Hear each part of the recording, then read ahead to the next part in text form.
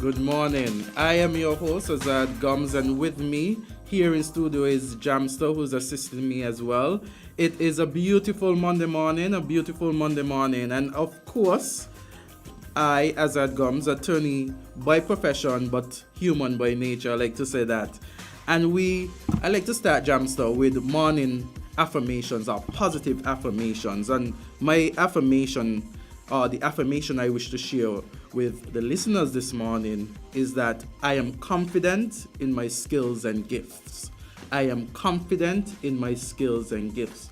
So as persons go out throughout the day, as persons tackle the tasks at hand, I encourage you to say this to yourself: I am confident in my skills and gifts. Jamster, just over the weekend, I was listening to a video, and it was about positive thoughts.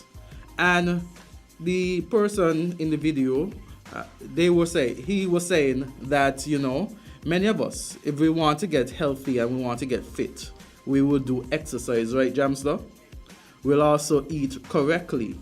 And so if we want to live a very positive lifestyle, if we want to have a very positive mentality, if we want to have a very positive outlook, we too have to digest positive thoughts. We have to believe positive thoughts. We have to say to ourselves positive things. And so that is why I share with you this morning positive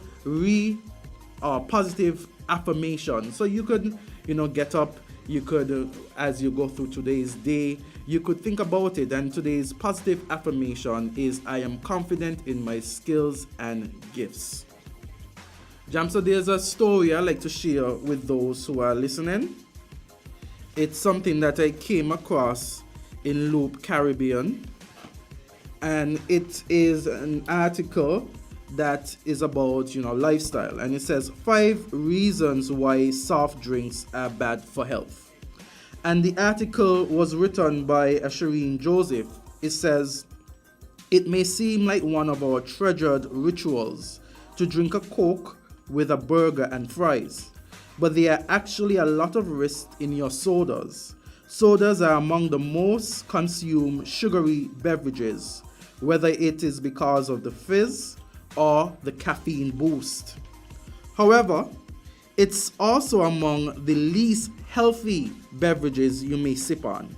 Even if you choose to ignore it, most individuals are aware that sugar-heavy fizzy drinks can cause weight gain, but you do know that they can raise the risk of diabetes, cancer, and heart disease. And so the article goes on to say, read below for 5 reasons why soft drinks are bad for your health. And number 1, too much sugar. One can have a soft drink contain 33 grams of sugar, equivalent to 9.5 teaspoons of sugar, which exceeds the daily recommended allowance. According to the American Heart Association, the recommended daily intake of sugar is 6 tablespoons for women and 9 for men. Constantly consuming carbonated beverages can result in obesity, or at the absolute least, significantly enlarged waistlines. The next one, Jamster, damages the teeth. Azard, you stand to think like me. Should I be worried? Seriously, honestly, like when Social Security 5 was on, yes, I was looking at that story. I said, I wonder if it's that. I wonder if that should be one of my stories. But okay, because I'm worried. I'm starting to think like you. Another one is that it damages the teeth. Think about all the investment you put in your teeth, having to go to the dentist, having to do the regular cleaning. It says, believe it or not, drinking carbonated beverages can also harm your dental health, possibly causing cavities or even tooth rotting. When you consume soda, the sugars in it react with the oral bacteria to produce acid. This acid harms your teeth. Soda with or without added sugar both contain their own acids that harm teeth. Sodas with and without sugar both have their own acids that harm teeth. You start a harmful reaction that lasts 20 minutes with each beverage you drink. And not to mention the huge amounts of sugar in each. You remember that story a few years ago where they said like a can of Coke has like what 12 teaspoons of sugar or something? That's crazy. It is. And we consume these often consume these on a daily basis.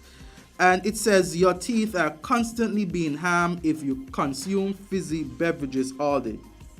The two main dental impact of soda consumption are erosion and cavity.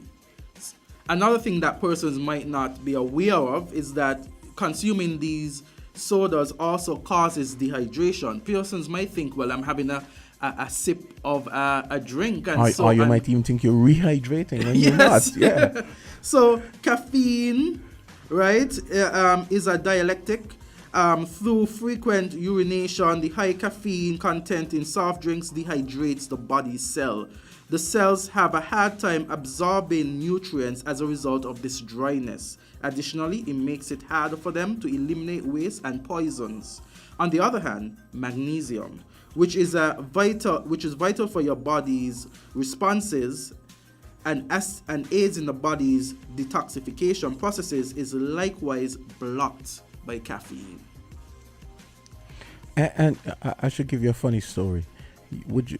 I'll tell you how I met Tony Frederick. She'll corroborate this. Yes. I went to Dilly Walwyn or something. It was when she used. I think I had just come back from college. Mm-hmm. I went to Dilly Walwyn and I was sitting in the lobby. Yes. And she came in. I'd seen her around, but she came in. She was drinking a diet Coke, right? And you know what my first words to Tony Frederick were? It's just as bad as the...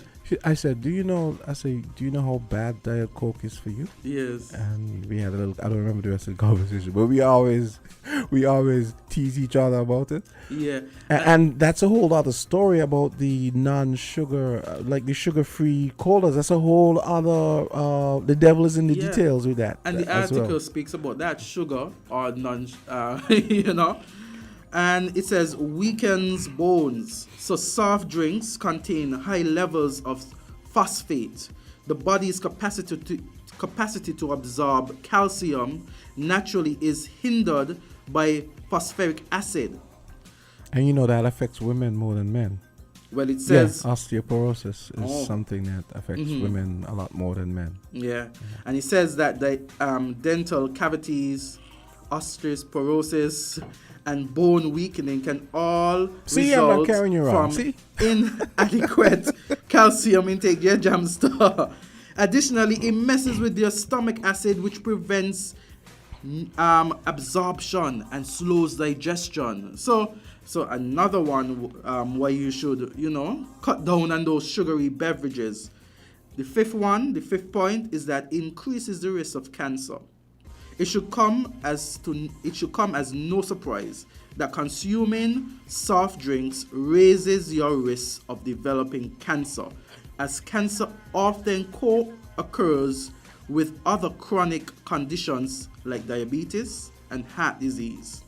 Drinking soft drinks has been connected to type 1 cancer, and they're saying in post-menopausal women.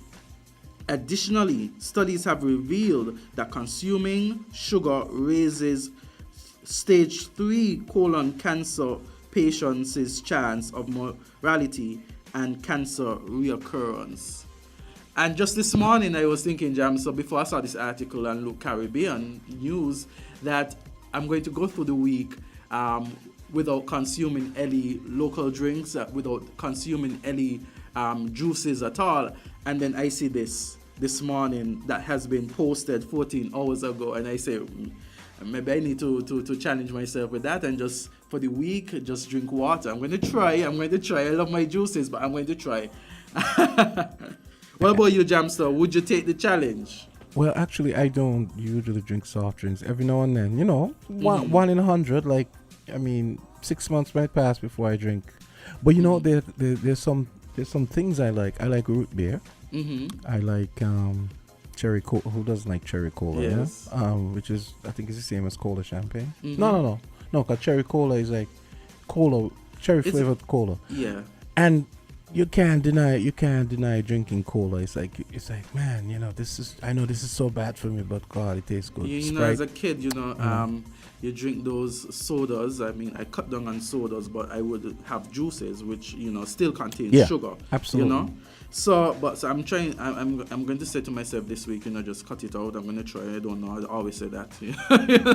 Well, my story is I want to talk about the government changing to a bi-weekly payment scheme for salaries. Oh yes. Let me see. It was on the front page last time I checked, and it was. So the St. News government is moving. After reading the story, it said that they plan to complete the rollout of this by the second quarter. So I'm assuming that they might have it all wrapped up by June, because that's what the second quarter. That's the end of the second quarter. So where is the search button? You're looking for the article? Yes. The reasons given were. Let me summarize. The reasons given were that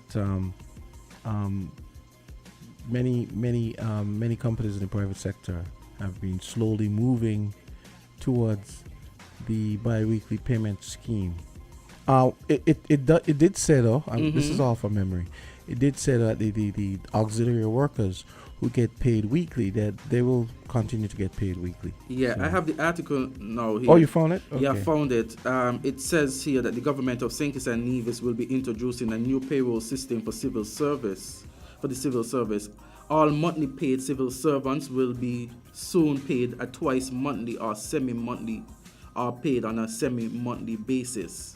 So the press release, which was issued, explained the semi-monthly means that employees will be paid 2 times per month on specific days. If one of those specified pay dates falls on the weekend, then the payroll is instead paid out on the preceding Friday. So persons can expect, as you said, shortly, being paid twice per month. Of course, your salary would be divided accordingly. The monthly salary that you receive would be divided accordingly. If anyone working for the government thinks that means you're getting 2 salaries, they probably don't need to be working for it. If they feel as though it's going to multiply their present monthly salary times 2, then yes. And it says also that a committee comprised of executive members from the Human Resource Management Department, the Prime Minister's Office, and the Accountant General's Department, Ministry of Finance, has been formulated to assess and implement the initiative. And this was one of the Cabinet Secretary's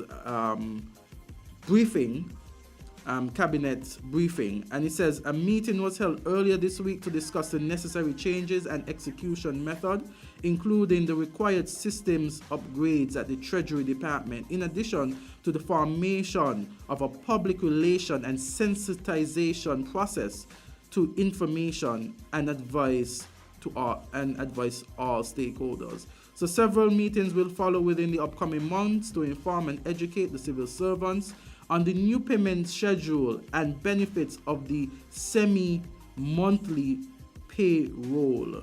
So it says government auxiliary employees will continue to receive weekly wages. The statement said more details will be forthcoming as the process is finalized. Currently, there is no set timeline for implementation. So that is important to note. Currently, there is no set timeline for implementation, but it is expected to be completed within the first half of the year. So as Jamster said, June. And I'm sure that this has been a discussion in the making. Persons have been discussing the benefits of being paid twice monthly instead of once. And of course, it comes with its own benefits. And I know, Jamster, you are looking into getting an accountant to explain those benefits. And so, although we don't have the accountant here with us today, at a future program, we can have that accountant who would explain the benefits, if there are benefits. But of course, there are benefits. What I think we should do, though, call us. How about you guys give us a call and let's hear what you think about this new move, this new plan from the government. The numbers are 4660989. It's 8:23, by the way, if you're making your way to work. Give us a call, 466-0989, 762-0989, and 662-0989. Tell us what you think about the government's plan to move their payment scheme to twice monthly. Yeah. Yeah, I think it would benefit some persons. I think some persons will like that, because some persons find it difficult having to wait the entire month period for some income. We have a call. Okay, we have a caller. Caller, you're live on. Good morning. Good morning. Yes, Go right ahead. morning. Hey. You don't have to have an accountant to know the benefits. Simple. Always time, right? You listening? We're listening, caller. Go ahead. Always time before, right? Mm-hmm. The monthly paid workers was getting 12 months salary annually, right? Mm-hmm. And then you hear them say they get an extra month's pay. Yes. They wasn't getting the extra month's pay. When you work it out, the year had been 13 months. That would be robbed. A weekly paid individual, when they get paid over the space of a year, they get paid for the 13 months. But the monthly paid get paid for 12 months. Work it out, you see. Work it out, because 7 days make a week, 4 weeks make a month. Then you work it out, you see 52 weeks in a year. Divide 52 by 4 and see how much you get. You get the understanding what I'm speaking of? We've noted what you said, caller. We've noted what you said, and we have taken it into Yeah. consideration. Mm-hmm. No, they're going to get paid. You see, Kosh? Likely, You see, Kosh, this we're is gonna be exactly. getting the 13 weeks money, the 13 months money salary. If a double salary is to be paid after they start to get be paid fortnightly, then they get a bonus, a monthly extra month pay. So when we've been told they get the extra month pay, at this present time, they wasn't getting it. The weekly paid workers was getting it, but not the monthly paid workers. They was being robbed a month's salary. They're now going to get the extra. They're now going to be paid the 13 month salary. Now going to be paid fortnightly. Work it out, you'll see. Goodbye, thanks. Okay. Thank you for your contribution. It's something for us to work out, One of the things is I remember hearing. I mean, I don't know. I really don't want to talk about it, because I hate talking on things that I don't have expertise in. But which is why, at some future point, when we get more clarity from the government, we'll have an accountant come and talk about it. But Super Bowl, you follow the Super Bowl? No, You don't follow football. Okay. Well, at least, okay. We now know that the Philadelphia Eagles will be coming up against the. He's here looking at me glassy-eyed, people. So the Philadelphia Eagles will be coming up against the 49ers, San Francisco 49ers in Arizona. But the part that I think you can get into, the music. Rihanna is going to be doing the halftime show, right? Oh, okay. Yeah, and we're gonna have Babyface singing "America the Beautiful." And Cheryl Lee Ralph from that new show. Was it Abbott Academy? What's that new show called again? The school show. It's a black show. Oh God. Well. Abbott something. Abbott something like that. But Cheryl Lee Ralph, she's actually a Jamaican American. She's gonna be singing the black national anthem, which is "Lift Up Your Voice and Sing." Oh wow. Yeah, and that's wonderful. Yeah, and the national anthem is going to be sung by a country artist who you probably never heard of. You'll probably be over like, who? Chris Stapleton. Oh, I've heard about. You've heard of him? Okay, cool. Okay, actually, so like a bit of country music. Okay. Yeah. Also, I know that the Super Bowl, the halftime, the entertainment is something that a lot of people look forward to. A lot of celebrities, superstars, singers all perform at that time. So the rendition of the national anthems that was done, the American national anthem that was done before, by celebrities, singers, fantastic. I look forward to that. That sounds like it's going to be a really grand a really grand performance. You know, it'd be crazy though. I was actually talking with a friend of mine in the U.S. last night. She's Kittian, but she was here for Christmas, and while we were talking about, she has a nephew who's plays football. He's going to the Super Bowl. Yeah, I'll tell you guys more on that later, right? But then I actually said I said, wouldn't it be cool if Rihanna actually brought up Patrice Roberts to sing? No, don't laugh. The song is popular. The song is popular. I'm not laughing. That would be good, but the possibility of that happening, you know. I was like, I mean, she's Caribbean, right? Yeah. I was thinking, I mean, this song was pretty popular. I mean, imagine you hear people who don't even know soca exists actually saying, I'm just gonna drink my water and mind my business. You know what I mean? So, yes. So, hey, let's take some calls. We have any callers? Yeah, we do. Let's go. Okay, that person. Okay, let's go to the other call. But I think okay, go ahead. We have a call on the line. Go ahead. No, they hung up. And they hung up really fast too, because those calls just started ringing. You know, Jamster, since we're talking about entertainment, you know the Black Panther actress, Miss White. She is Guyanese born. Yes. And she's actually in Guyana. Now, yeah, traveling Guyana. And she's saying in this article that she's having an extremely good time. And we see her traveling in Guyana. And we see the article. Let me see.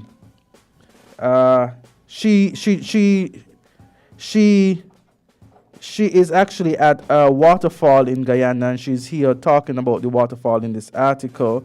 And it is said to be a must-see attraction in Guyana. And so we are seeing that she's at waterfall in Guyana, and it's almost 5 times higher than the Niagara Falls. Yeah, the Cater Falls. Yes. It's actually, I think it's the highest, it's the tallest waterfall in the world, I think.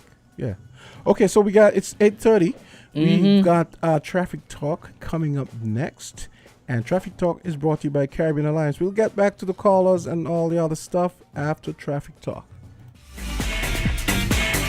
Found the sound 98.9 When it comes to the important things in life, your health, your education, your choice of a life partner, and of course your insurance provider, only the best will do. Caribbean Alliance Insurance is the only insurance company in the Eastern Caribbean with an A excellent rating. We have a robust 3-tier reinsurance strategy that protects our policyholders from multiple catastrophes, even if they occur in quick succession. We spread our risks over 18 territories, ensuring minimal impact to individual territories when a disaster strikes. We provide an excellent claims experience. Claim settlement is usually between 24 to 48 hours. Our A excellent rating means that you are more secure with us. Contact us for motor, property, marine, public liability, employer's liability, and other policies.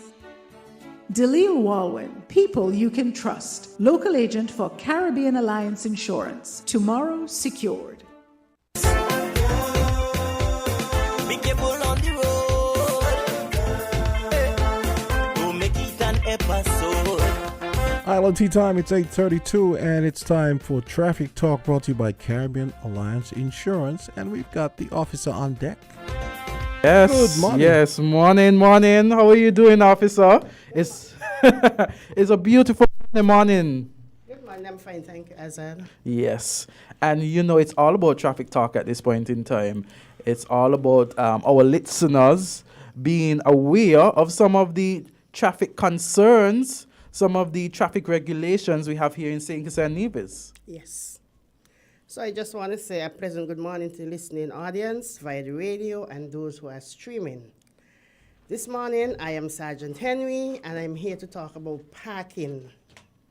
Yes, parking. You Yes. know that in Bastille, there are a lot of yellow lines, there are a lot of businesses, and you know, we as Kittitians, we like to park right next to where we want to go. Yes. So this morning, I'm here to talk about parking. And in the Vehicles and Road Traffic Act 15.06 speaks about parking.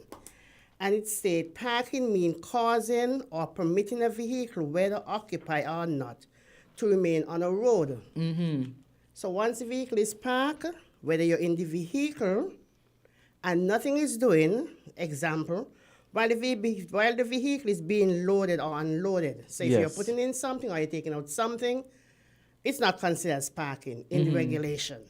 Or while passengers are entering or leaving the vehicle. So if you pull up on the yellow line for someone to get off, we don't expect the police to tell you move on. Yes. Because someone is coming off. Or if a mechanical problem, if a vehicle is broken down, we don't expect you to pull it from there until you get it fixed. Yes. Or you can get a tow truck to move it. So those are considered not parking. But if you park for a period of time and nothing is happening, it is considered as parking and it is failing to comply with traffic signs. Yes. Yes. So tell us, someone who has parked has failed to observe the traffic signs. Tell us, what happens to that person? What happened to that person? Yes. They'll be ticketed. Yes, ticketed. Yes. And if we pass there and the vehicle is parked and we give it a ticket, and somebody go around again, maybe a couple hours or whatever after, and it's still there, you can get the next one. Yes. So you find here in St. Kitts and Nevis, do you find that many persons are given tickets because of parking in spots they are not authorized to park? Yes. Because some person thinking, okay, my hazard lights are on, like some time ago we went across Princess Street. Yes. And this lady parked up her vehicle. The lights are on, the blinkers, but she's not in the vehicle. So we put a ticket on it and she come back and she says, oh, I am not parked. Because the lights are on, the hazard lights are on. Yes. Oh, you don't know what hazard light mean? Yes. But she said, I am not parked. I said, yes, because you're not in the vehicle. And the thing is, you wasn't unloading or offloading, nothing. Yes. After said the vehicle was broken down. Uh-huh. So it is considered as parking. And you've had many cases like that. Yes. You know what's Somebody- ironic about that? She probably would have had to put the car in park to do what she did. No, but the vehicle is not moving. Exactly. That's what I'm saying. So she's parked. Yeah. And she's not in it. That's the thing. Yeah, because some people say, oh, I am in my vehicle. I am not parked. The vehicle is not moving, so what it is doing? Yes. So they figure because they're in the vehicle and the engine is on, they are not parked. And even if you leave your vehicle with the engine running, that's an next offense. I must admit, there are some cases that I've come across in studies where that was a consideration. What is a parked vehicle? Where persons would have had the engine running at the time, although it was not the vehicle. The engine is running, the vehicle's not moving, and it's on the road. So those are, considerations and arguments that people would present, Yes, because they think, okay, my engine is running. Yes. But you're not in the vehicle. That's two offenses there. Yes. Because you leave parking while leaving engine in motion. And you're parking a yellow line, so that's $200 there. So Because $100 for each ticket. So speak to us about the fines, because a lot of persons are out there, and it's very important that they recognize that if you are caught obstructing the traffic, if you're caught in violation, there is, as you say, it's a ticketable Yes. offense, and persons need to be aware of what's the cost. So parking a yellow line, fail to comply with traffic sign, is $100. $100. Yes. And if you obstruct the officer while in the execution of the duty, that's an arrestable offense. So you persons out there are aware. We're here speaking to Sergeant Henry. We are here speaking to Sergeant Henry, and of course, she is giving information from the police force, from her department, and she's talking about parking this morning. Very important, because today is a Monday morning. Persons are rushing to get to work, persons are busy, persons are waiting to start their day, and of course, the traffic in Bastille is very hectic. We realize that a lot of areas, we have yellow lines. We realize that there are more businesses in Bastille. You realize that the food courts are out there. And at the food courts, of course, you want to get your meal, and sometimes you have to park a little over on the side and run. So it's important discussion here. Some people take chances. Yes, we're ready for calls.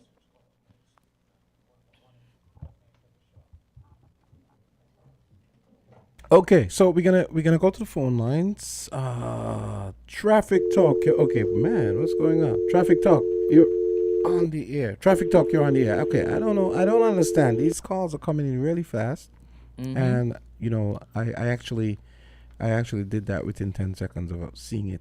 And you go and it's... Okay, so folks, keep the calls coming. Yes, Traffic keep the calls coming. Talk. So I was just talking with the officer. I was telling her that, you know, there are a lot of businesses out there, food courts, where you really don't have parking in Bastille. So this is a very important discussion that we're having. Let's try again.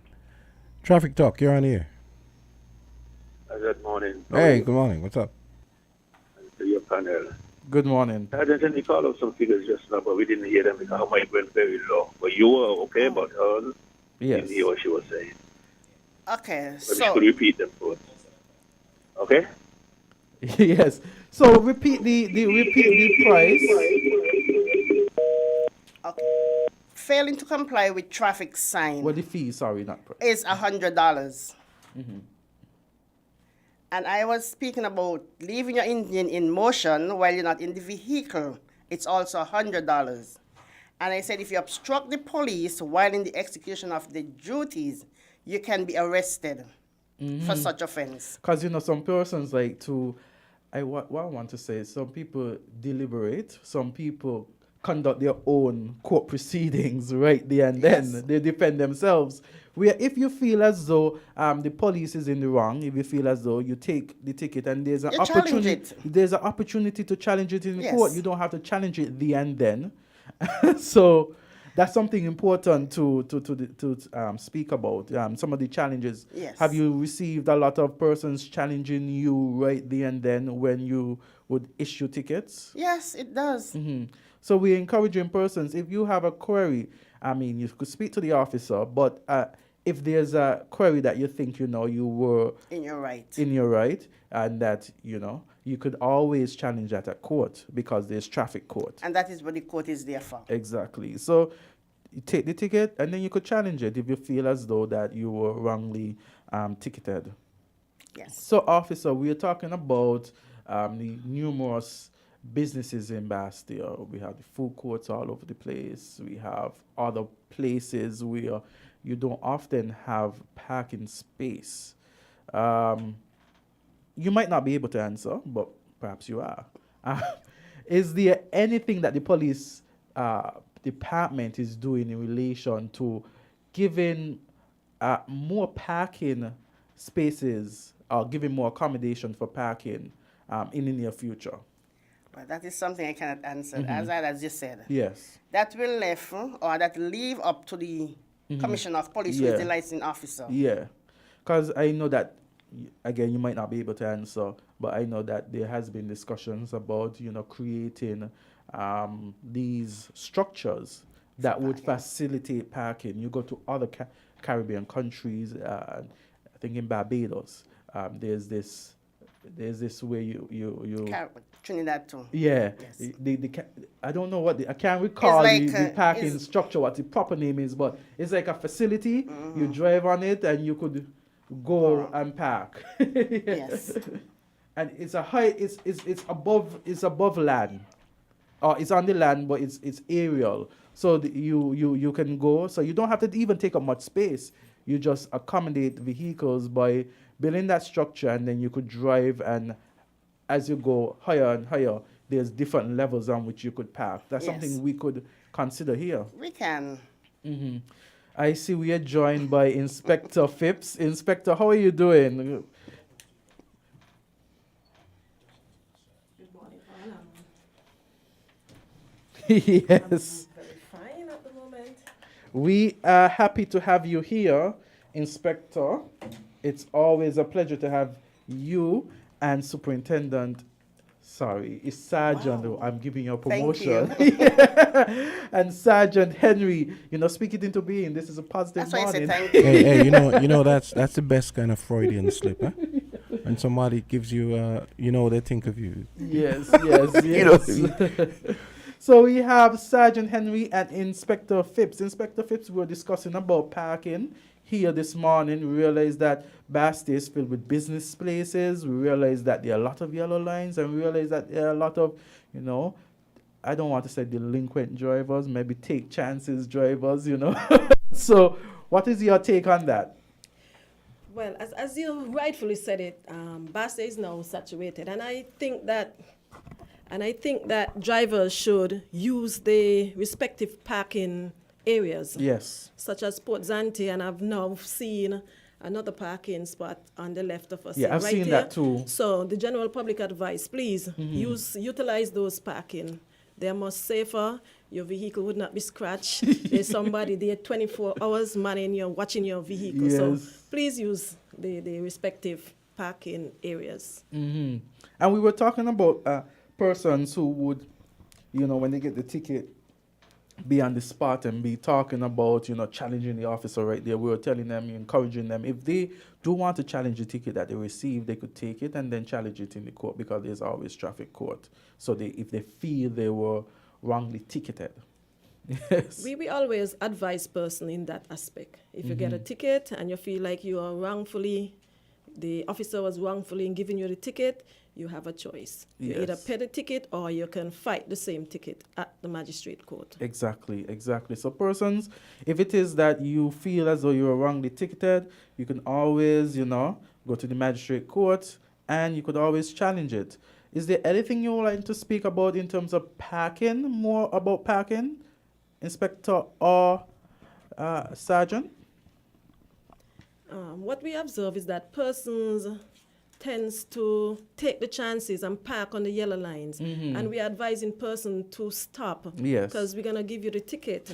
Yes. And remember, if you don't pay that ticket within 10 days, an additional late payment fee of $50 will be added to that fee when you goes to pay that ticket. Also, we would have got a lot where persons park negligently, and when the officers ask them to move, they tends to challenge the officers. But I want to make it clear that it's also an offense in failing to comply with the lawful direction of a police officer. Any police officer can ask you to move from one parking position to another. And I mean, I'm thinking to myself, if the police is working with you, if the police hasn't ticketed you, and they have suggested that you move from one space to the next, just comply. Yes. It's easy. Be reasonable. Be reasonable, You haven't gotten that ticket. All they're saying is, just move from here to there. I mean, it's, in my mind, it's simple. You just move. Police being reasonable. Yes. And you save some monies in your pocket, right? So I mean, it's all about exercising reason. It's all about being reasonable in the circumstances. And so we recognize that, of course, persons want to get their business done.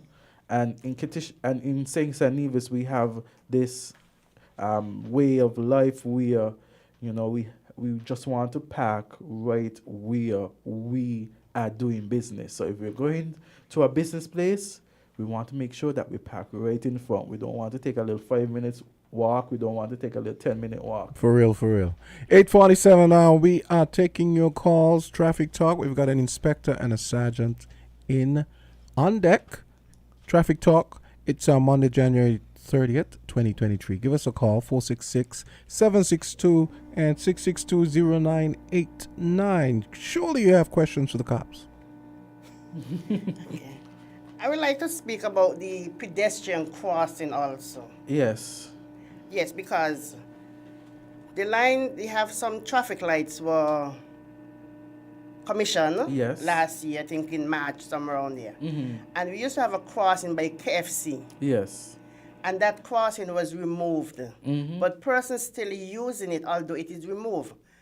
I spoke about it. We take out the lines, people are still walking there. There are only 2 crossings on the Bay Road down there. Yes. And it's by the Social Security building by College Street Gut and by the old museum building, or the museum building. So if you walk in that area, it's an offense. Yeah, and I think persons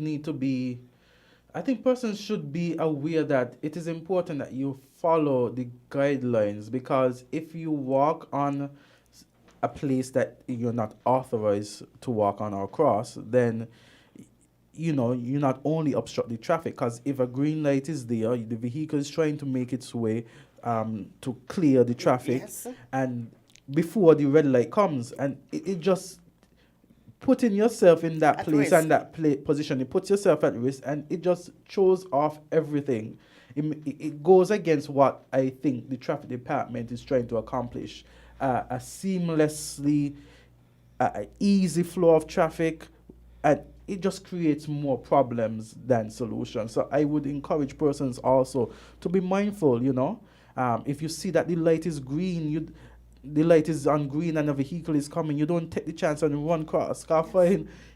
In St. Kitts and Nevis, we often, I don't know, because I studied in Jamaica, and persons were so, what I want to say, in Jamaica, persons were respectful of the traffic lights. Persons were respectful of the traffic, because trust me, if a light is green and a car is coming across, that car is not going to stop, especially in Jamaica. So the pedestrians were mindful of that.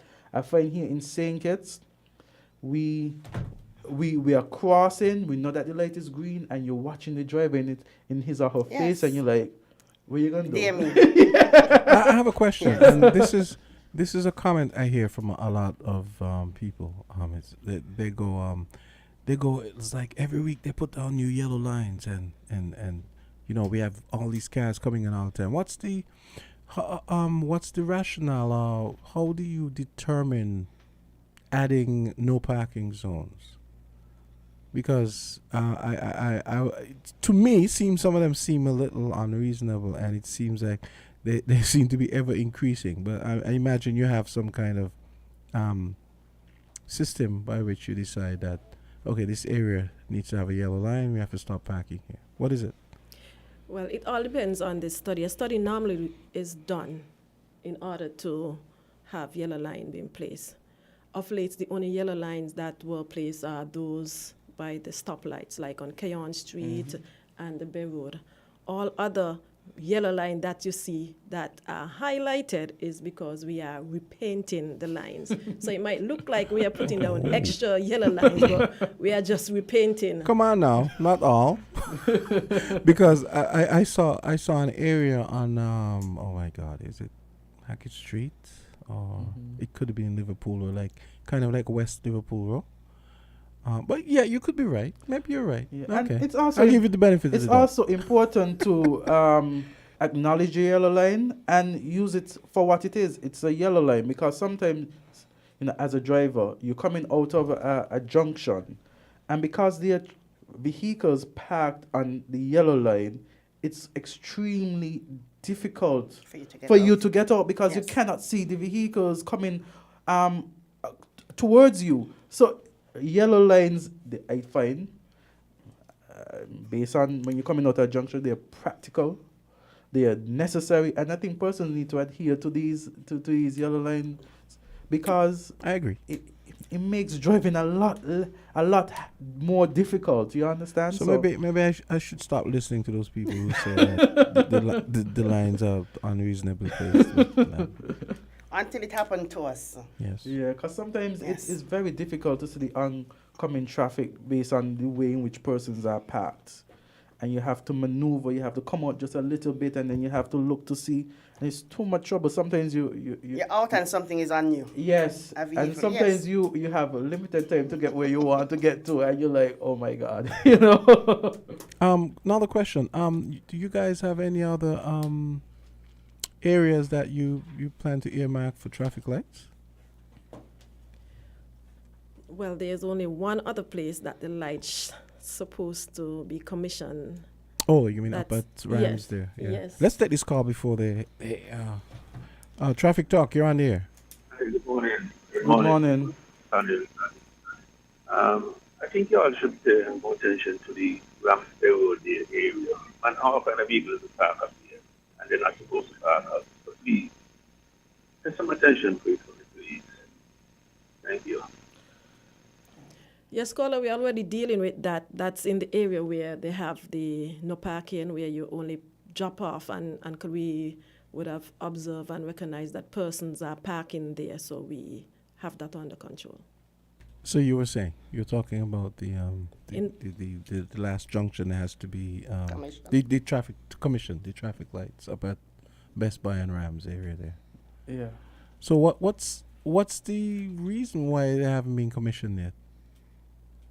I know, but I'm asking for people who I'm asking for people who might not know, might be wondering why they're going past these lights and they're not on.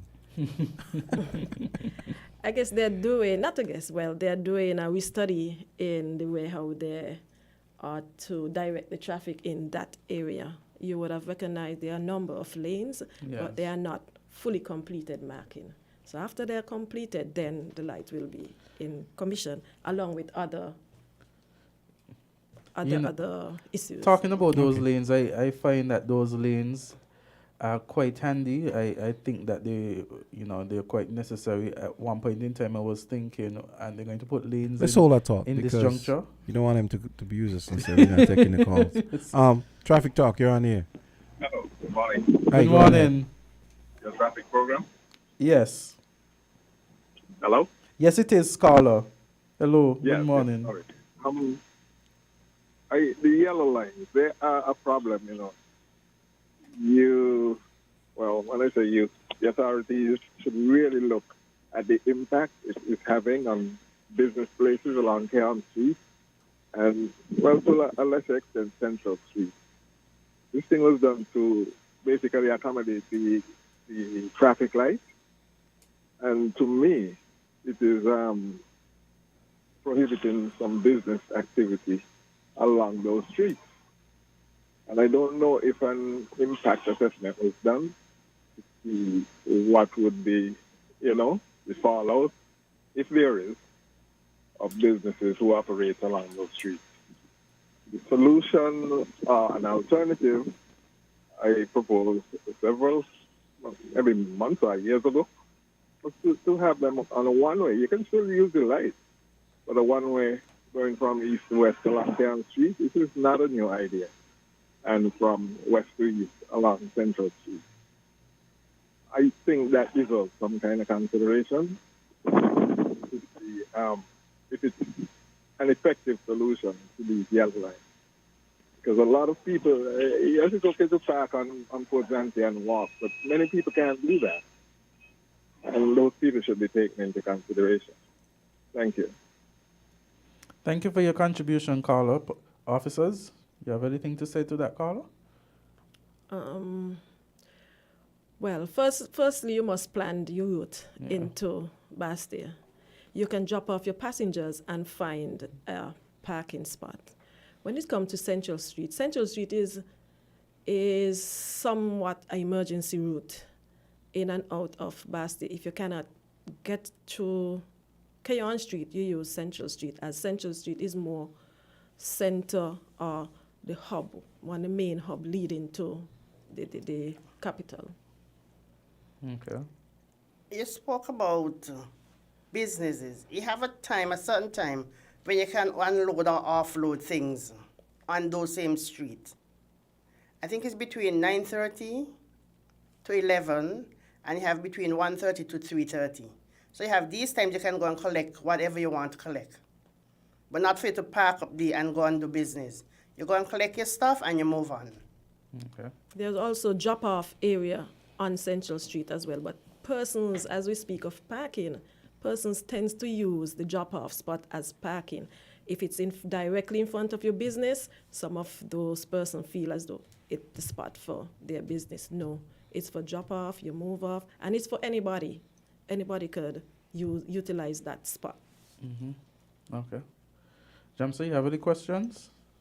Not at the moment. And they only have about 3 minutes left. Yes. So, officers, anything you'd like to say as your final words for this morning? Firstly, I would want to implore all drivers to stick to the speed limit as regards to the Bay Road, as there was an accident on Saturday, and the speed limit within that area is 20 miles per hour. Notwithstanding you're driving at that speed, you also must be aware that we are only humans, and some person tends to cross unnoticeably. So I'm asking all, please, and for the pedestrians, please utilize the two crossing on the Bay Road. That is by the old Treasury and in the vicinity of Social Security. I just want to speak to the bus drivers. Because you have bus routes for bus drivers.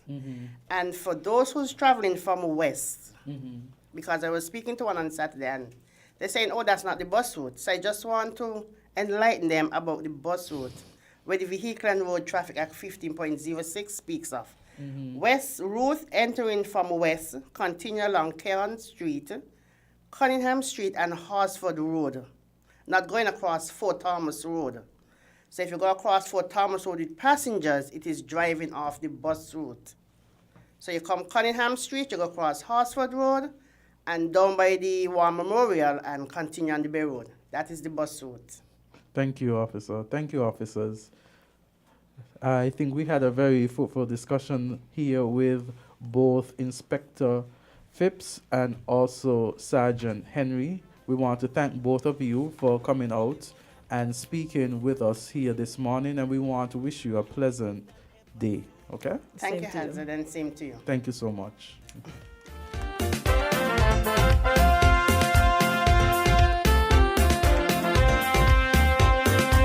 Attention, attention all drivers.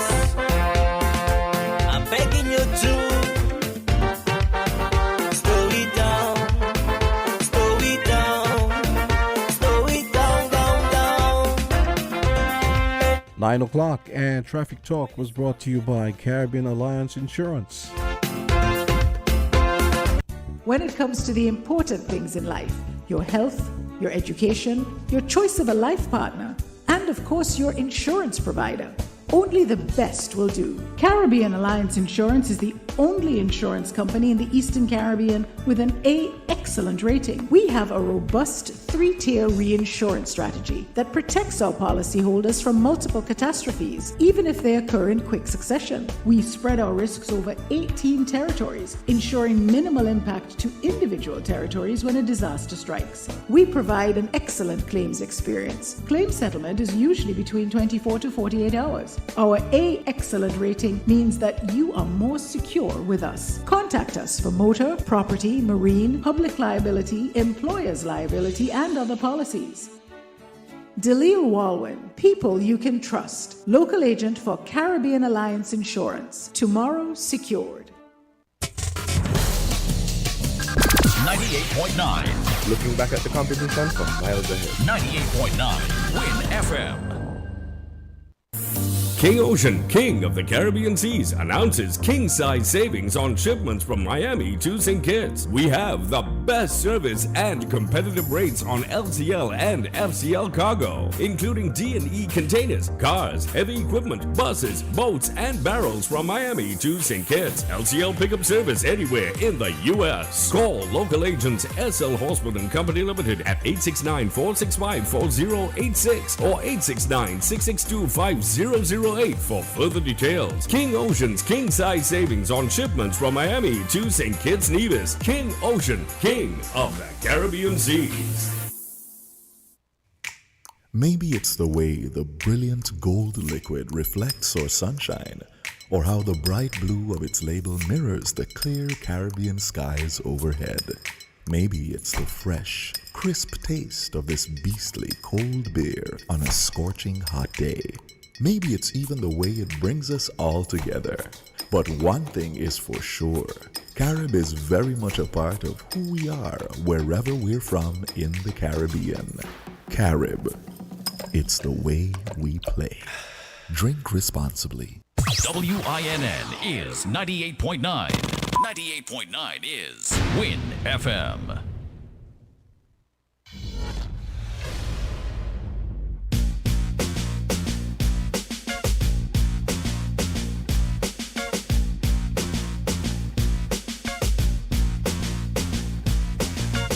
Three minutes after 9 o'clock, we're back here on Island T. And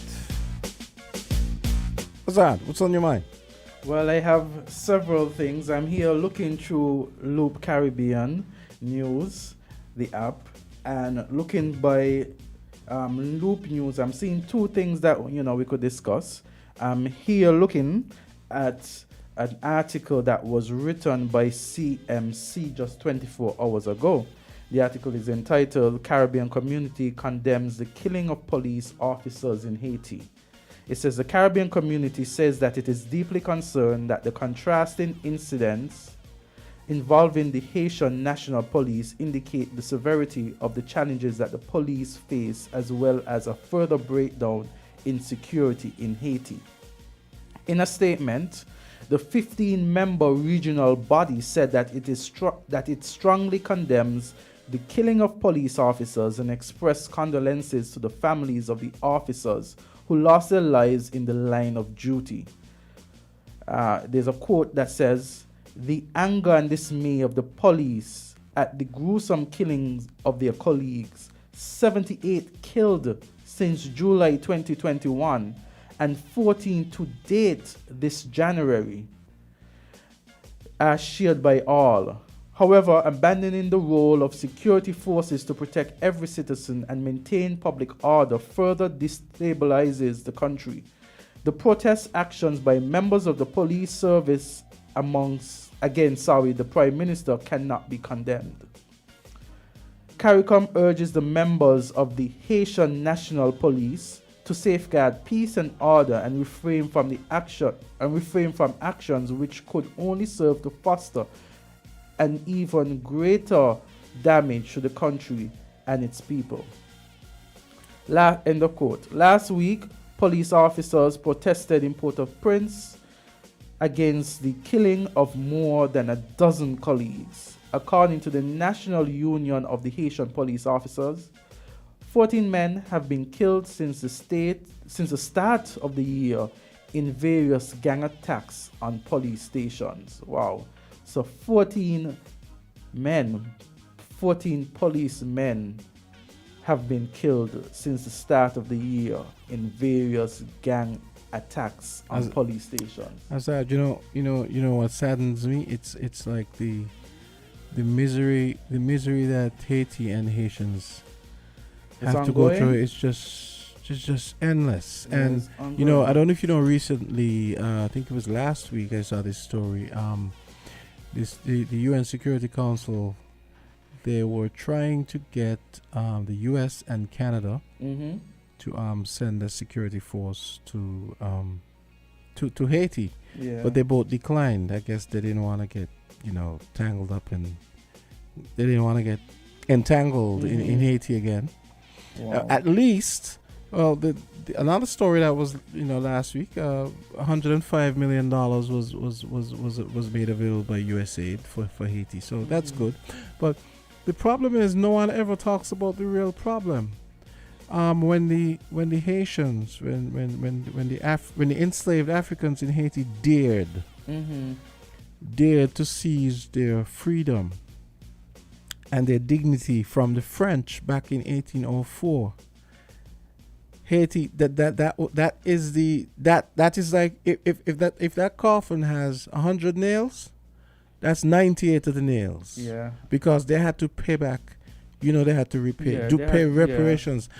Now make that make sense, Azad. I know. I mean, this is ridiculous. The Haitian people are strong people. Why aren't the French sending a force there? Why aren't they returning the money that I think they only stopped paying in 1992? I saw one that said 1984 and I saw one that said 1992. I'm not sure which one it is, but I mean, it's really sad that's like Azad, that's like someone kidnaps you. And you get away, and you have to pay because you got away. Yeah. Make sense. It's very unfortunate, and we know that Haiti was the first Caribbean country to be emancipated, and because of their fight, they were strong enough, and they fought off the French, and they had to pay back for that freedom. And hence all this misery. I mean, all these stories we keep hearing about Haiti, cholera. I mean, like they'd have a hurricane, and then they'd have a tidal wave. I mean, I actually really feel sad when I read these stories. Let's go to the phone line. Someone might want to weigh in on this. Is it Island T, you're on the air. Go ahead. Good morning, Jamster. Hey, what's up? Good morning to Mr. Gumbs. Hi, good morning. How are you? I'm doing great. This is Awesome. Journey here. Yes. You know, for me, what I'm taking from all that is happening in Haiti, it is by design. Now, we know that an asteroid dropped on Haiti centuries ago. We know that the U.S. government is in Haiti with their trucks and their bulldozers. And it's all about the minerals from that asteroid that was dropped. You see, they have to create chaos as a distraction. But we know what their agenda is. It is everywhere where blacks are inhabited, where the minerals are, they come in with their chaos and their distractions. We have to let our voices be heard, that we know what their agenda is and we are fed up with it. They have to get out of our spaces.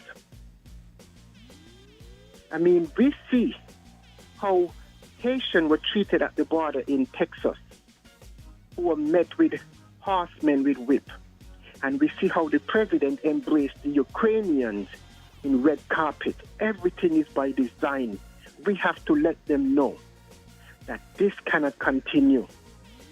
We are disrespected globally, and we have to change. We have to get out of everything that is Europeans and American and let them get out of our space. We were a collective before they invaded our space, and we have to get back to it. We cannot stay quiet. We cannot remain mute. We cannot be divided. We have to unite as a people, as we were in the beginning. I mean, I can't do this by myself, Janster and Mr. Gumbs. Our voices must be heard as a collective. We have to know who we are. We have to know knowledge of ourselves. Because all that they have given us, even in the book that we gravitate to, the culture is ours. We got to wake up. We got to wake up and we got to get serious with what is happening, because the future is ours. Africa is the future for all Africans globally.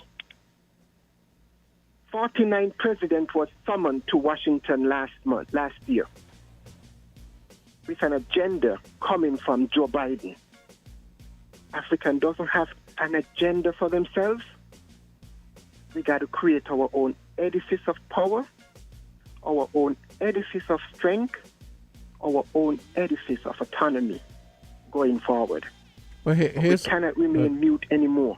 Johnny, here's a story. Here's another distressing story. I don't know if you know that, Azard. I don't know if you know that the Chinese funded a highway in Jamaica, right? And I think it just finished. And the Jamaican government signed over. It's going to be a toll highway, so you have to pay a toll to use it. They have those highways there. Yeah. So this newest one, apparently, they signed over all the income that highway is gonna earn to the Chinese. Yeah. And the Chinese own their port. And I think I'm gonna. Jamster, let me say this and get off the line quickly. Now, the point that you're making there, it is a system, because it happened here to us too. When the Marriott opened first, every guest that came to the Marriott was to pay, I think it was $9. Who was that $9 assigned to? So you see the system with our leaders, they are failing us. Because when Marriott opened and the tax that were collected by every head that came here, which government assigned that to the owner of Marriott? Can you guys remember this? Yeah, yeah. So this system, we have to eradicate it. This is common knowledge. We have to be firm. Yes. But Thank you for hearing me. Yeah, but the point I was making was that. Thank you, Journey, for calling in. The point I was making is that we seem to be the only ones who can't get our ish together. I mean, meaning, how do you allow the look at what's happening in Haiti. It's really sad. No one is it's amazing to me that no one is talking about the fact that France needs to repay that money that they were made to pay back to Haiti. And then the Jamaicans, who I've always kind of looked up to us, and I always thought they were more they had more of a sense of self than that, and here they are. The Chinese are basically taking over the country. And there's so many stories like that. It's kind of exhausting. I guess it's a matter of economics and what they could pay for at this point in time. But it always seems to be one-sided, though, doesn't it? Well, I guess we could look into that story on another day. We could get. Yes, I actually have audio with that story. Oh, you have audio? audio. Yeah, Doctor. You ever heard of Dr. Umar Johnson? Perhaps. I can't recall the name. Okay, he's a black American psychologist, and he just opened a school. Yes. A school to teach, because he maintains that the American schooling system. He maintains that an alternative schooling system needs to be put in place for black Americans. That is not rooted in the agendas that the colonizers have. Let's call them. Y'all don't like me to say white. I really don't see white's offensive, but let's say colonizers, because that's what they do, right? But yeah, so he just started a school. I think the school is not quite open yet. I think he said they're putting the finishing touches. But you watch Hot 97 Breakfast Club? No, go ahead. No, he's normally a guest. He's normally a guest. I guess I could look into it. Since you've spoken about it, I'll look into it, and I could give my opinion after looking into it. I was surprised to see when he was talking about this Jamaican thing I saw it last week, and I was like, wow, I didn't realize he knew what was going on in the Caribbean. No, because he knows his stuff, right? Yes. But I was like, wow. I actually shared it a couple of times. I thought that might have been too strong for you, so I didn't send it to you. You could send it. You could send any news you're not item gonna, to You're not me. going to wilt when you read it? I'm not. I'm going to give my opinion. Some of y'all wilt under the truth, huh? No, I always think that our opinions should be brought across in a respectful manner. So y'all worry so much about the way things are couched rather than the message itself. It's not being worried about how it's packaged, but it's ensuring that in giving your opinion, you think they were worrying about how they were couching us when they were packing us in the holes of these ships, bringing us over? You think they were worried about those persons? Maybe we should make the boats bigger and give them their own rooms. Those persons who you think they were thinking about that? Packed the slave jams are no longer on the land of the living. They're no longer here. Oh, really? Yes. Do you know the Bible itself? God says that the sins of the father are passed on to the son, right? So who are we to decide that just because those people are dead, that their descendants, and I'm talking about us too, who are we to decide?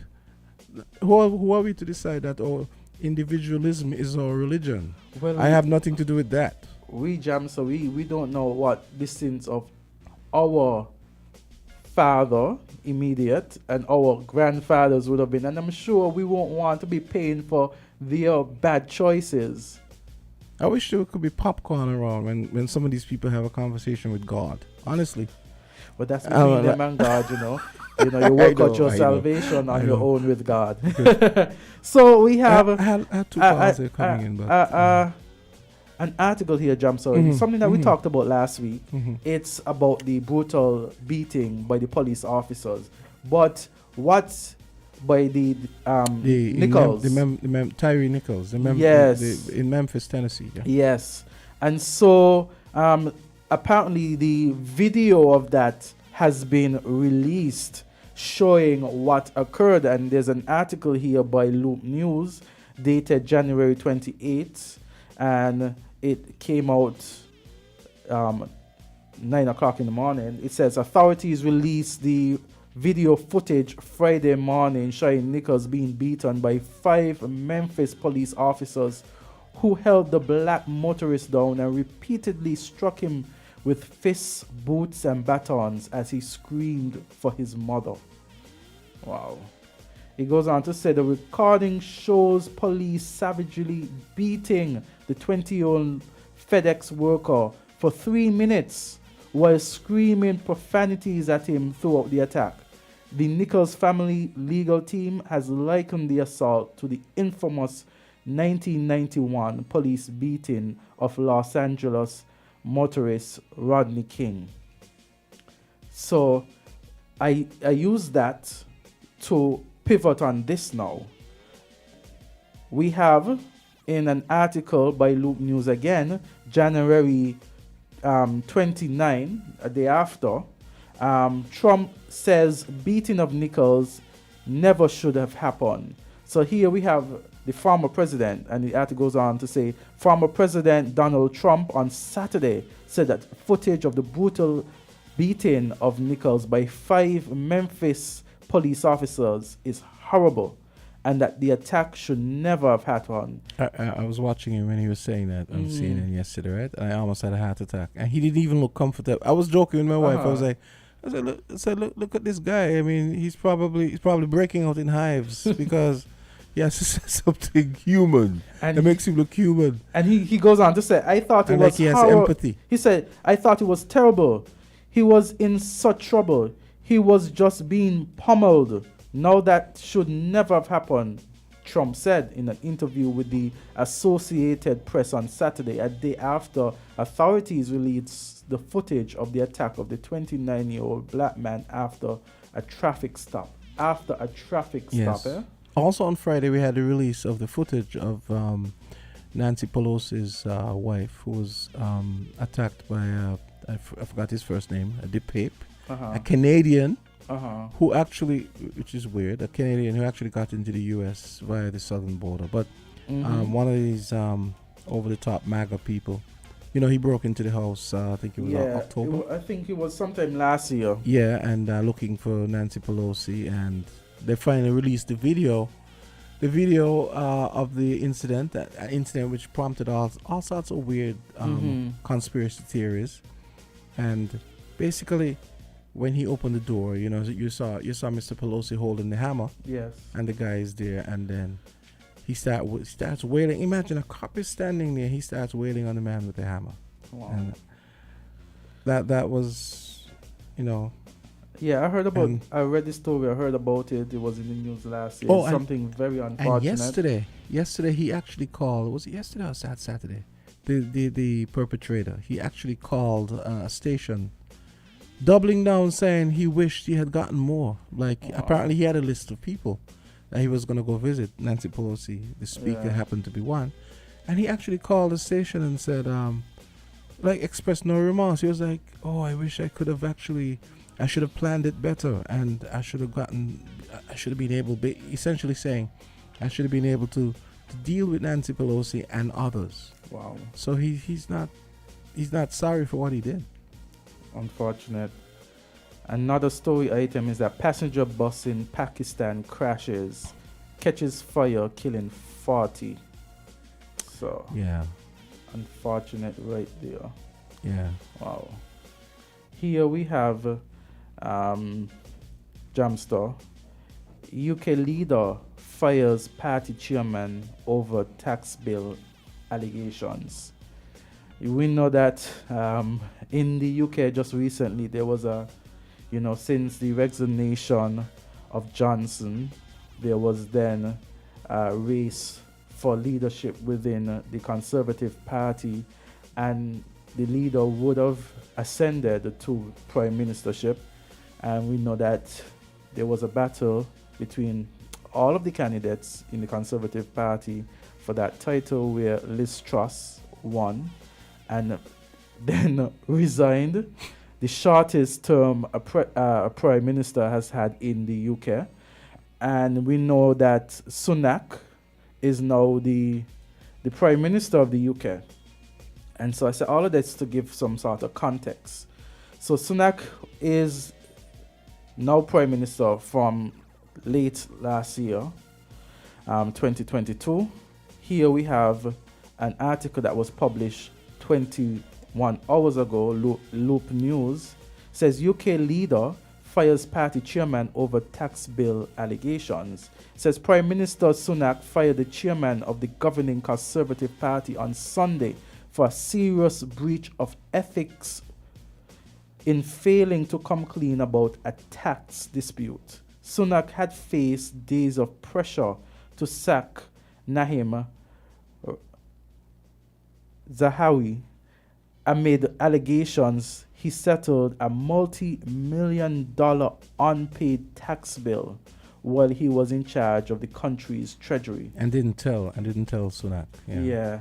The Prime Minister acted after a standard probe found Nahim had breached his ministerial code of conduct. It said that he failed to disclose details of his dispute with tax authorities and the fact that he had paid a penalty. So here we had a letter to Nahim. Sunak said that he was forced to act Sunak said he was forced to act to keep his promise that his government would have integrity, professionalism, and accountability at every level. Man, our former colonizers really, they really don't know how to behave. You realize there's like a whole rash of. Well, Sunak, I think he has Indian heritage, eh? Yes. So. Yeah, but I don't mean him. I'm just saying in general. But the point is, there's a whole rash of infractions from these high-ranking officials. You remember with Boris last year, not last year, during COVID. But I think something that is significant though, Jamster, is the fact that he made a commitment. He said that his government would have integrity, professionalism, really, accountability on every level. Braverman, his home secretary, was she resigned at one point for something I don't remember what it was she did. And when he became prime minister, he brought her back into the cabinet like 2 months later. How is that? Well, in this instance, he's doing what appears to be right. What appears to be right. But I'm just saying it. And you heard about the story with Sunak himself. I think about 2 or 3 weeks ago, he got ticketed for not wearing his seatbelt in his limousine.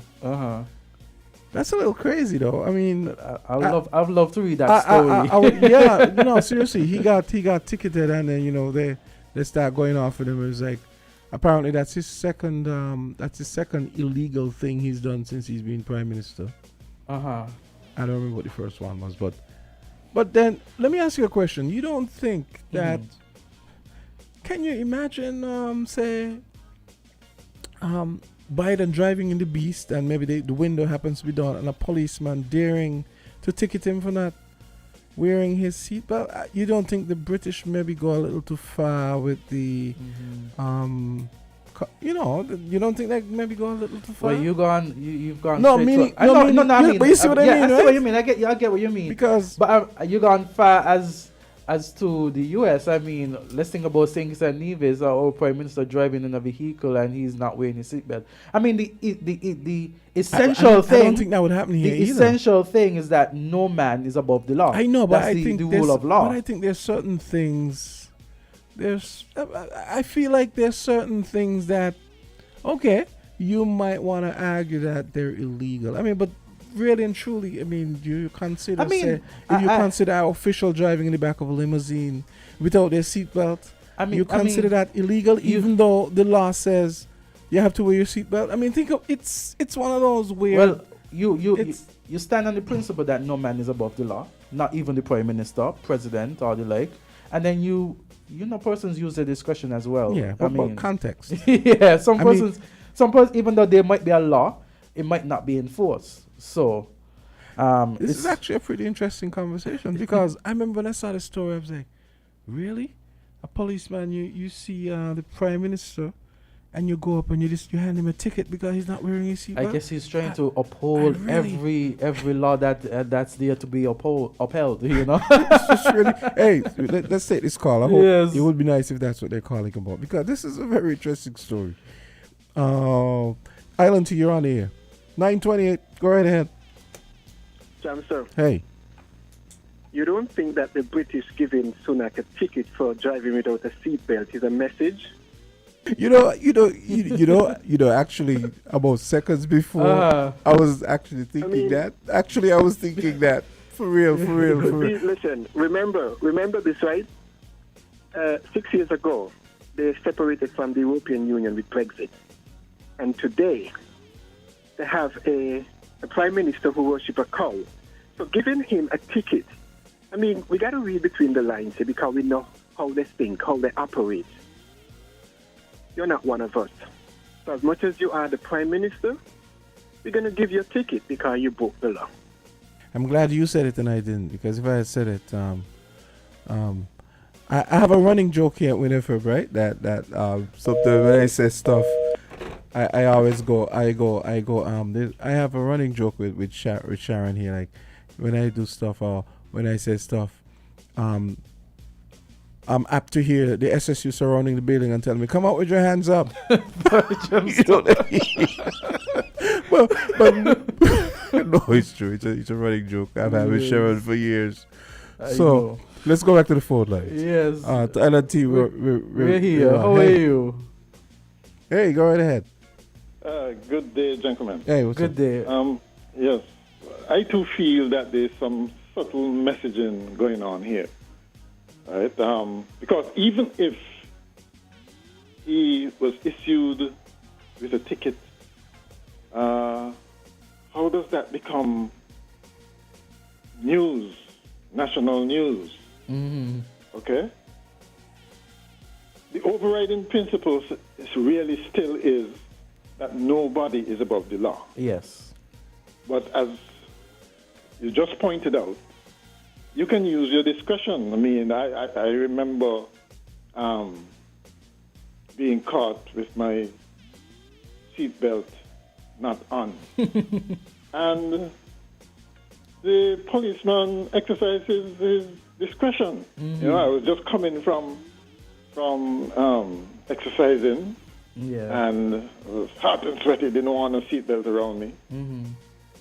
And I guess he saw that and said, okay, go ahead. I mean, it's a matter of discretion. And so I'm saying that the mere fact that he didn't just tell the Prime Minister, so buckle up your seatbelt, but proceeded to issue him a ticket. He absolutely wanted to either have his 15 minutes of fame, if it's a him, in terms of being able to ticket the Prime Minister, probably write a book about it afterwards, you know. But the bigger picture is that it might be a message saying, keep your place. Yeah. You know, that's the other subtle message. Wow. I think comes out of this. Because as I said before, Sunak has Indian heritage, you know. His parents. Not many people refer to that, but you know that there's an undertone there, there's an undercurrent. It's absolutely there. In some places it might be direct resentment, actually. It's not one of us. You saw that express itself in terms of the royal family, which is as British as they can get. Why do you think it would not be reflected in the traditional British society? You know, it's the same thing. I think it's exactly the same thing. At least give them credit for being sensitive enough to not become the kind of open hostility that you might have in other places, perhaps the United States, for instance, where, you know, it goes the other direction, the other extreme. Yes.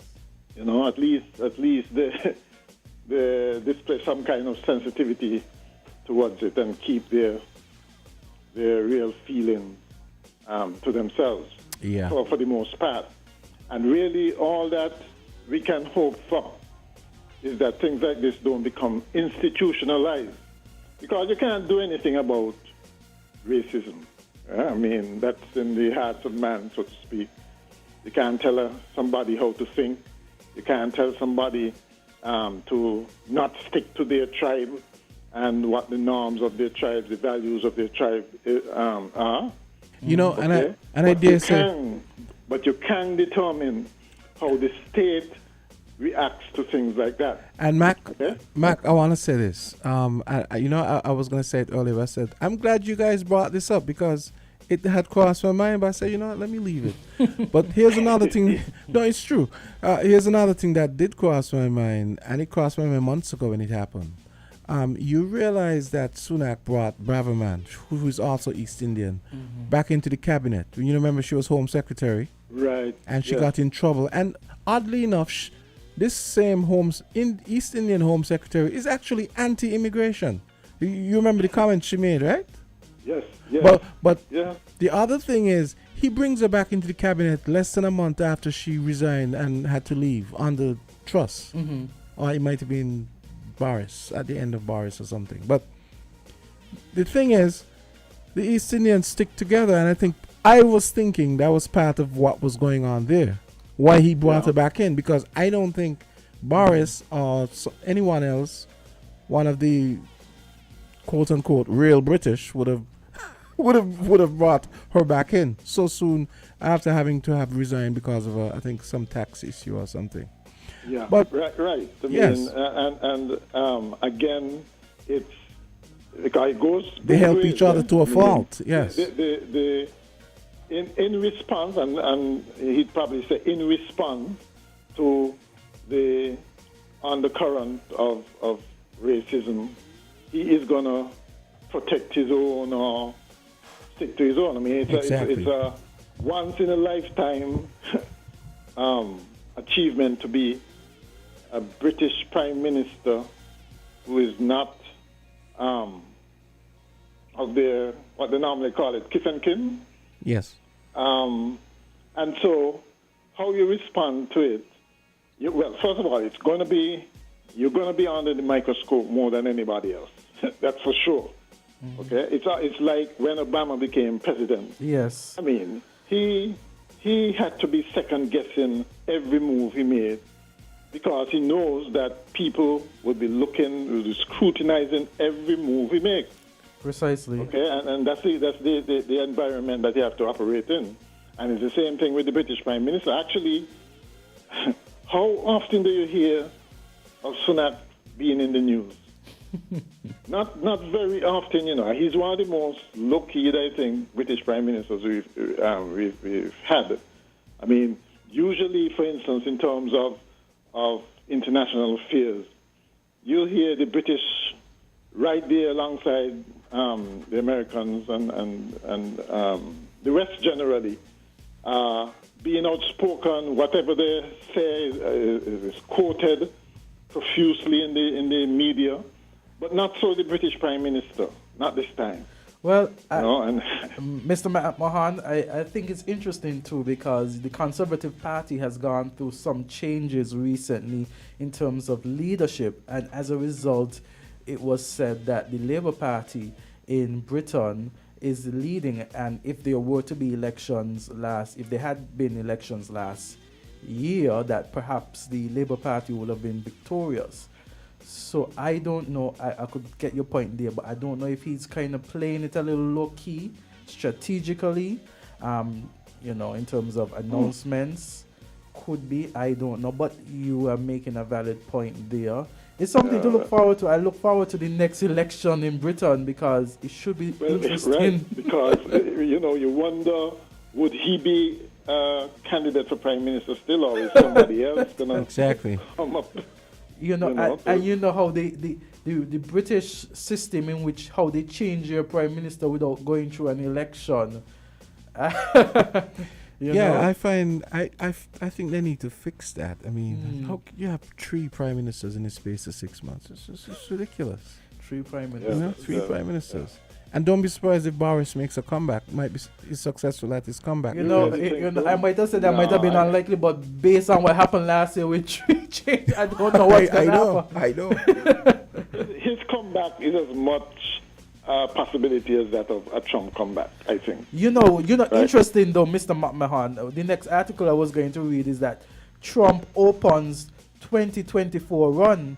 He says he's more committed than ever. So in an article by Loop News, it says that Former President Donald Trump kicked off his 2024 White House bid with a stop Saturday in New Hampshire before heading to South Carolina. Appearances in early voting states marking the first campaign events since announcing his latest run more than 2 months ago. So it seems that we can expect... Well, lightning can strike in the same place twice, but it's highly improbable. So, and you know, for the world's sake, yes, you know, we hope that don't happen. I mean, we've seen how the decision of one man, that is Putin, for instance. I know he's very much demonized. I don't think he's crazy or anything like that. He's doing it in the interest of Russia. But we've seen what his decisions can do, not just for Russia and Europe, Russia and Ukraine, or Russia and Europe, but for the rest of the world. And so, you know, it means that we have to be very careful how we pick our leaders. We don't want a megalomaniac in authority who can make decisions that bad decisions that can really influence the rest of us. You know, we had this thing about all politics are local. Well, that's not necessarily the case. But you know, because of the impact. The thing is, we do have megalomaniacs here. It's just that they're a slightly different genus. You know. But they're megalomaniacs just the same. All the more reasons we should have the kinds of governance systems that keep them in check, you know. Exactly. Yeah. Well, I guess Donald Trump will be able to post on Facebook, because Donald Trump to be allowed back on Facebook after a 2-year ban, and this was an article January 26. Hey, let's. Well, you know, that never should have been in place anyway. I don't think. I don't believe in shutting down free speech at all. I do believe in countering it. Okay, you know, there are ways. Anybody can say what they wish, but there are ways to make sure that what they say does not go unchallenged. Right? That is the way I think it should have.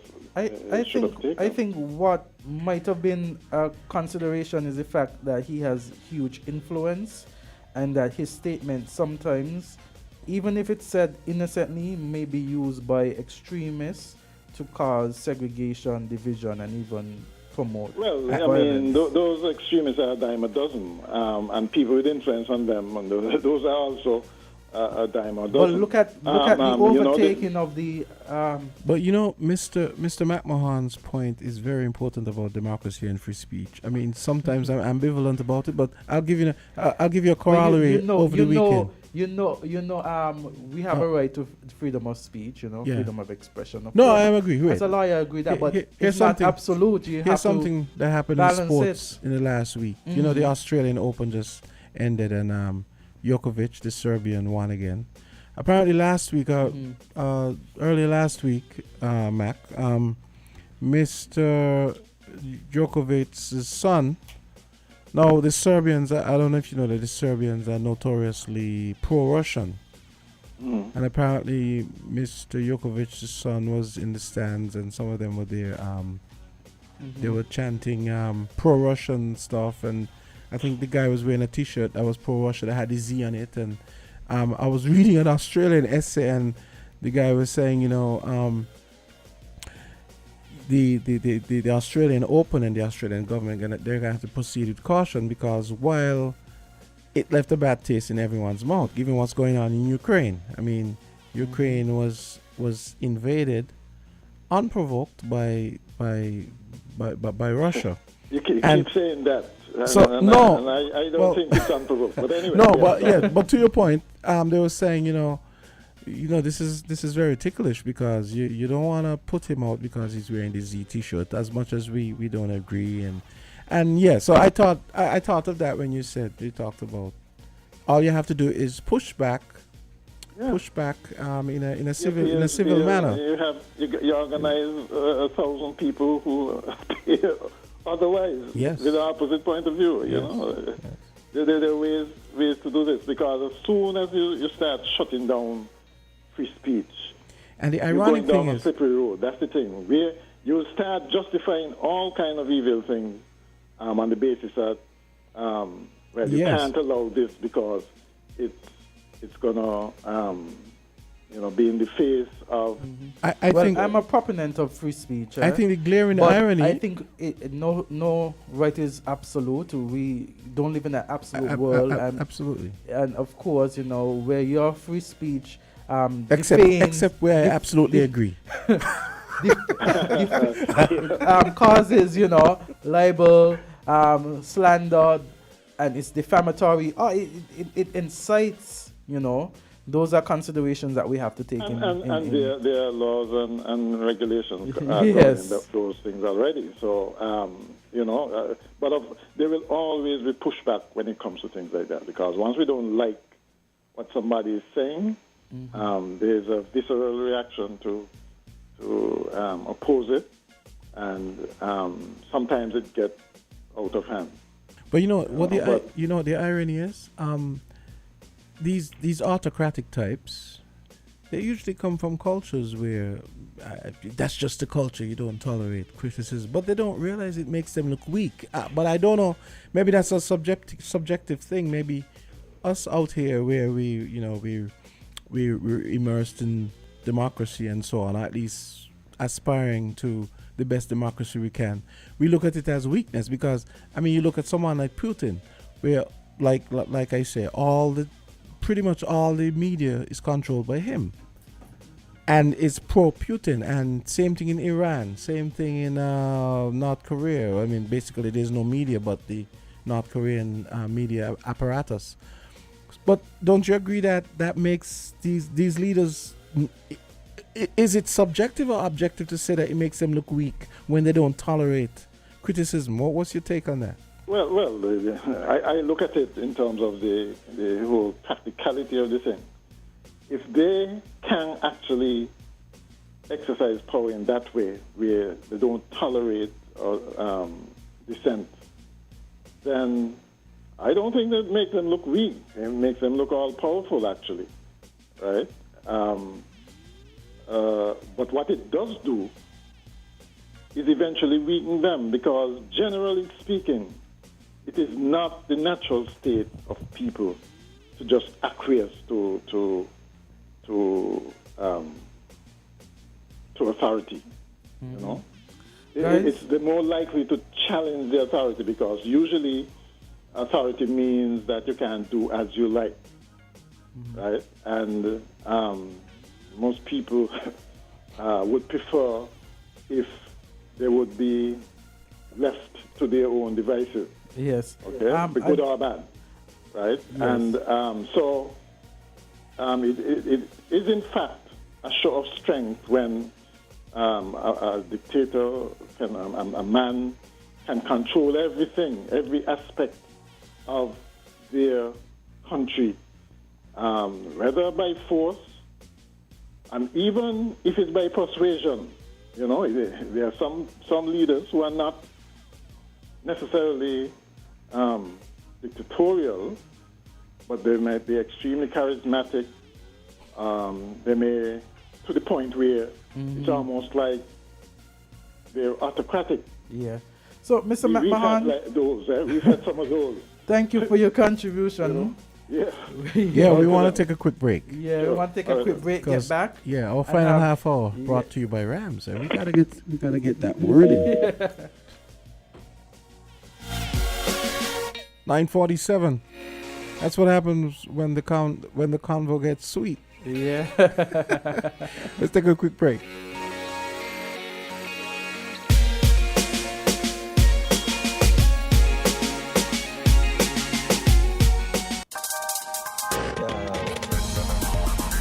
We're different. We're 98.9. 98.9. Win FM. Hey kids, drink healthy. Reduce sugar chubby with the same great taste. Lots of magic fruity flavors, drink from more healthy way. tastes so yummy, chubby, chubby. 25% less sugar, chubby. Be active, be healthy, drink lots of chubby. Kicking football, playing cricket, having fun in the sun. It's chubby. Reduced sugar, chubby, keeps you cool and refreshed. It tastes so yummy, chubby, chubby. 25% less sugar, chubby. Jumping rope, running races, have fun. It tastes so yummy, chubby. Drink the more healthy way. Licia's. Lightly salted, tasty, and oh so fresh. Licia's multigrain, crispy, full of flavor, and so guilt-free.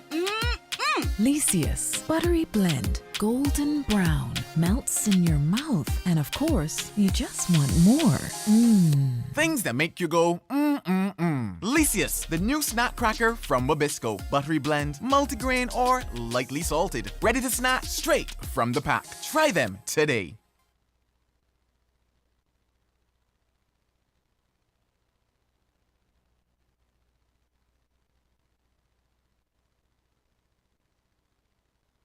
Okay, we got a computer brain freeze happening there, so we go back. Azad, you were talking about... Yes, so I have an article here, Jamster, about Grenada. Grenada government employees receive clarity on January salary by Loop News. And this article was published on January 28th. It says, government employees in Grenada have been advised that they will receive their salary on Monday, January 30th, 2023. That's today.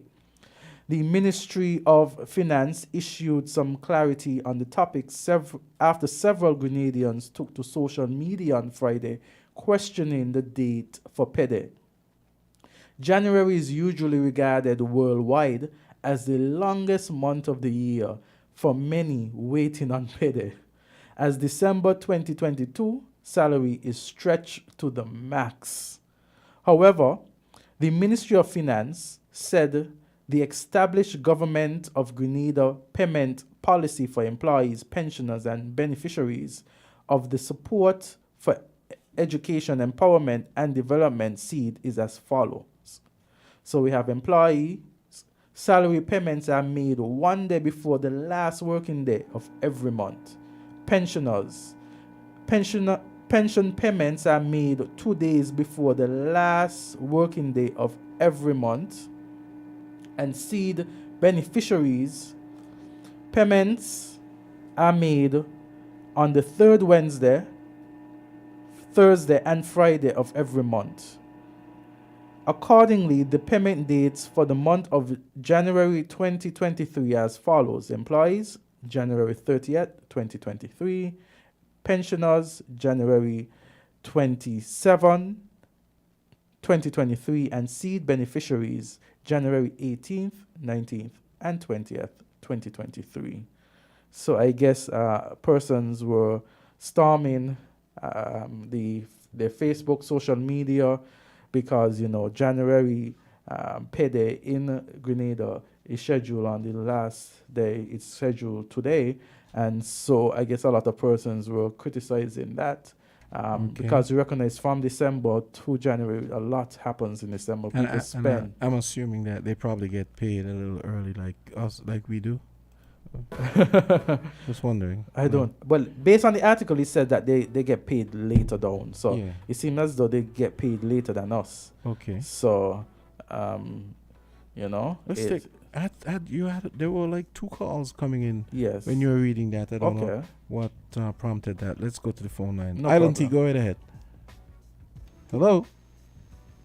Hello. Good morning to you. Oh, hi. Good morning. Hi. Good morning. After Gumbs, a happy New Year, and I'm glad to hear your voice. Once more, I know you ain't know who is this, but I know you. Happy New Year to you. Happy New Year. Happy New Year. How are you? I'm fine, thank you. Praise the Lord. Awesome. It's so good. It's so good to be a part of the land of the living. I will let you know who I am next time. No problem. No problem. I look forward to your call. What a call to say. Yes. Free speech is a love to every John man, not some and leave some. So you just had a caller they were speaking about free speech. Yes. It's a love to everybody. Not Yes. for some and not for some. Some say what they want and some cannot say what they want. So it's right here in our backyard. Some could say what they want and some can't say what they want. They shut you down and cut you out. They let you say things about people, but when people turn back around and say things about them is offended.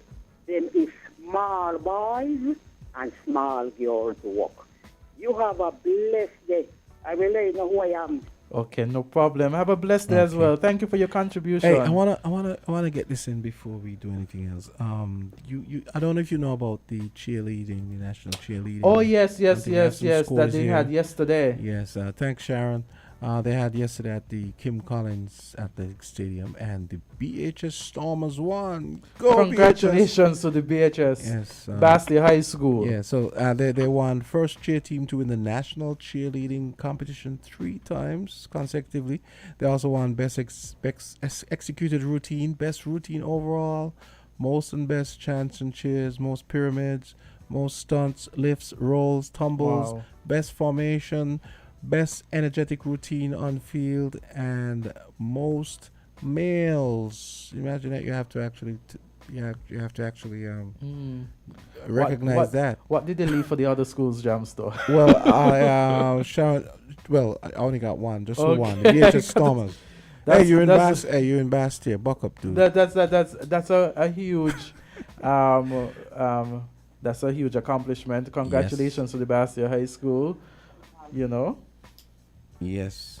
And so there's that, and let me see. There was a funny story I wanted to talk about.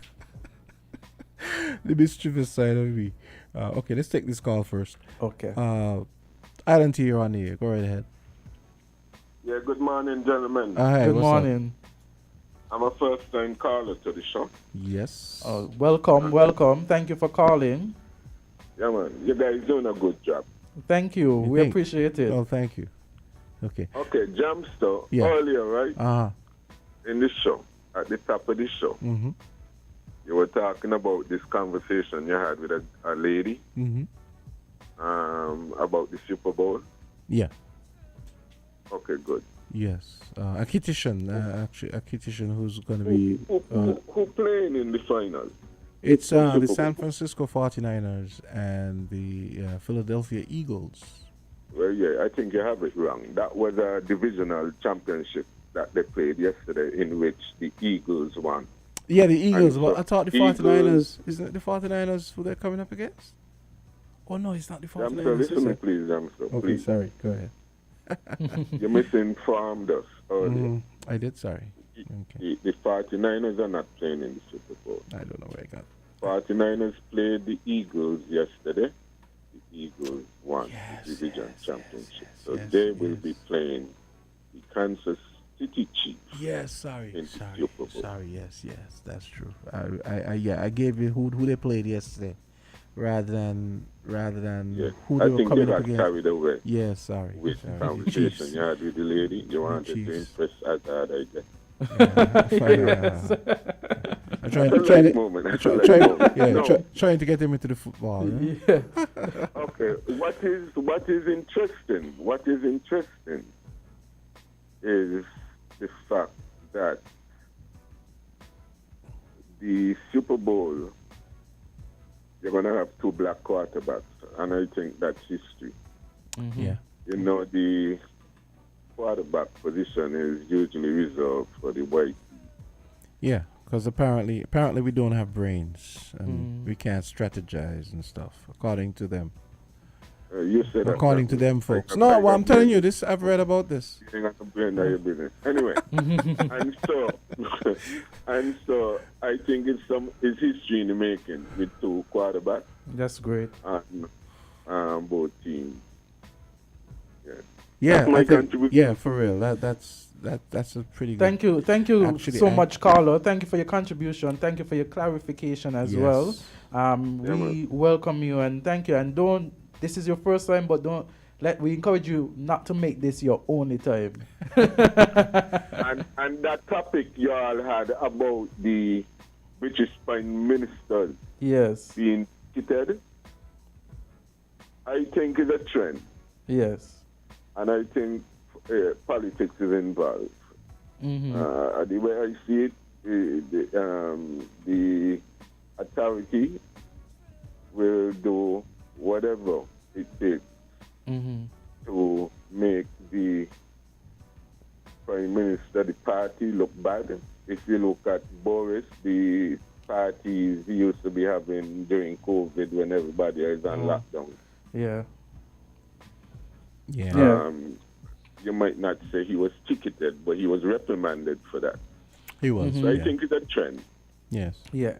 And it shows that even though the higher level, we have the highest, when we exercise authority at the highest level, we have to be so careful. We have to be so careful not to send a wrong message, because there are persons who are looking, and there's persons who are going to ensure that they enforce the law as well, if it's just to make you look bad. I'm glad to hear you say that, Azard, because earlier you were saying you thought it was harsh. No. I didn't say I thought it was harsh. I said that no man is above the law, and that I believe in that principle. You thought it was harsh. No, but perhaps it was one of the other two men who. But I guess you really have to say that it's highly unusual. Why would you give a prime minister? I mean, you put you give the prime minister a ticket, and I'm glad that the other people pointed it out, because, as I said, I was thinking about it. I don't think that would have happened to Boris, to one of the other white prime ministers. Give him a ticket because he didn't have his seatbelt on in the limousine, in the official limousine. It's unseemly to me. I'm sorry. I understand, which is why I say context is important, and time and place. Okay, and time and place might be a better thing to say. Seatbelts. You have to wear your seatbelts and all that. But the prime minister, maybe the king, the queen in their private limousine, you're gonna ticket them because they're not wearing the seatbelt? It seems it's unseemly. It's like the caller earlier said. As we said that there are laws, and if it's on the regulation, if it's a regulation, it can be enforced. At sometimes officers tend not to enforce such regulations, but if it's there, it can be enforced. Yes.